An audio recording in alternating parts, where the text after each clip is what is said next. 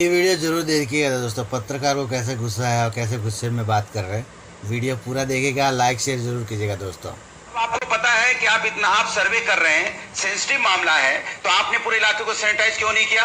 नाकाबंदी आपने बैरिकेडिंग क्यों नहीं की? क्यों नहीं आपने वहां देखा पत्थर है कि नहीं है? जैसा कहा जा रहा है। नहीं देखिए, अभी आप बोलिए, ये जो बीजेपी के लोग हैं, ये बीजेपी का सिस्टम है, सरकार है, पुलिस है। लेकिन एक बात बताइए, ये सीसीटीवी की जो फुटेज सामने आ रही है अनुराग भदौरिया, जो इस समय टेलीविजन स्क्रीन पर चल रही है, उसमें दंगाई नकाबपोश क्लियर कट सीसीटीवी कैमरा तोड़ते हुए दिख रहे हैं। अब बोल लूं? बोलिए। अब बोलूं? मैं जवाब ही तो दे रहा था, लेकिन आप 2 मिनट बोले। यही तो दिक्कत है कि जवाब भी कहाँ 2 मिनट बोले? इतना बड़ा झूठ अगर आप नेशनल टीवी पे बोलेंगे तब तो हमें ढूंढ के बजाना चाहिए कि 30 सेकंड को 2 मिनट बोलेंगे। प्रभु प्रणाम। 30 सेकंड को अगर 2 मिनट बोल देंगे तो जवाब नहीं दे पाएगा। फिर तो अब तो हम लोग बीजेपी कमाल 2 मिनट हो गए, 30 सेकंड नहीं बोल पाए। रिकॉर्ड निकाल के दिखा दीजिए, सच का सच, झूठ का झूठ हो जाएगा। सवाल यह है कि किस तरह से, हम तो ये सीधी सी बात कर रहे हैं कि जिस तरह से उत्तर प्रदेश के अंदर में पुलिस प्रशासन नाकाम हुआ, आप सैनिटाइज नहीं कर पाए।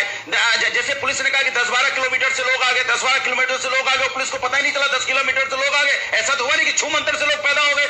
कौन लोग थे जो नकाबपोश पहन के आ गए? कैसे वहां पहुंच गए? इतने लोग भीड़ इकट्ठी कैसे हो गई और कैसे होने दिया गया? आपके सांसद उठना चाहिए ना।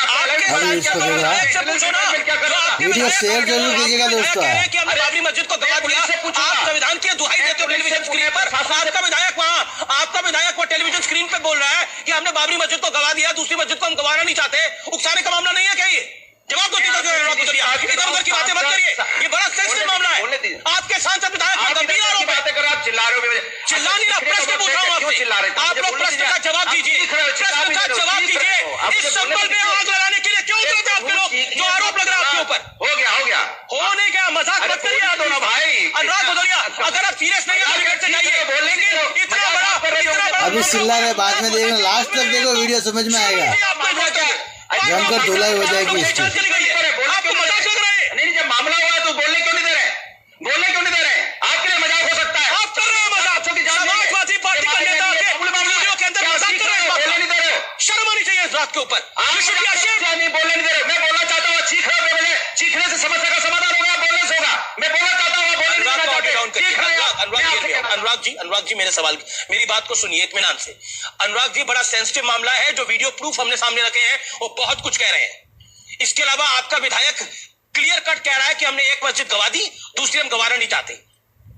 विधायक का बेटा क्लियर कट कह रहा है। अब आप मुझे बताइए, इस पूरे मामले के अंदर आप सीरियस है कि नहीं है?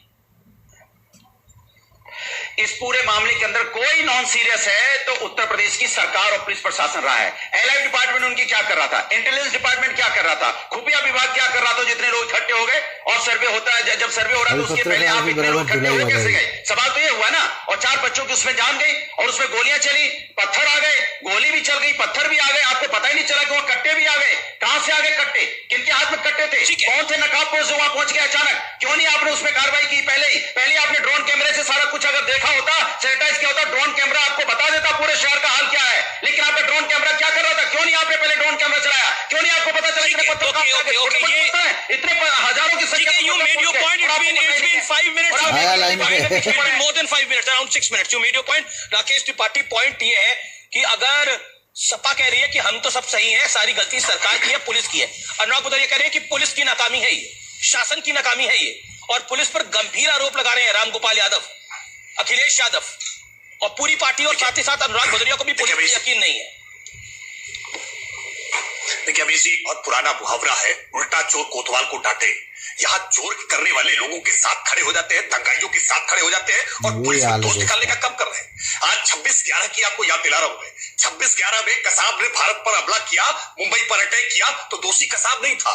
अनुराग भदौरिया के हिसाब से, समाजवादी पार्टी के हिसाब से मुंबई पुलिस दोषी थी। वो तुकाराम ओंबले दोषी था, जिस तुकाराम ओंबले ने अपनी शहादत दी थी और कसाब को पकड़ने में।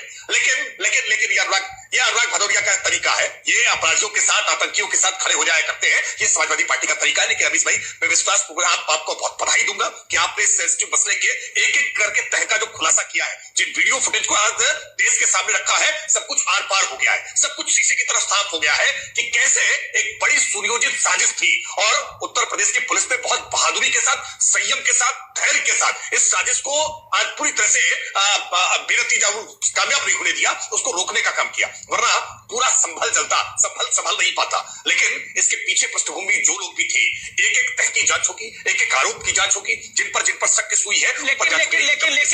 लेकिन इसमें तुर्क बनाम पठान का एंगल लिया जा रहा है। समाजवादी पार्टी की इंटरनल लड़ाई है इस पूरे मामले के अंदर, ये तुर्क बनाम पठान का एंगल क्या है?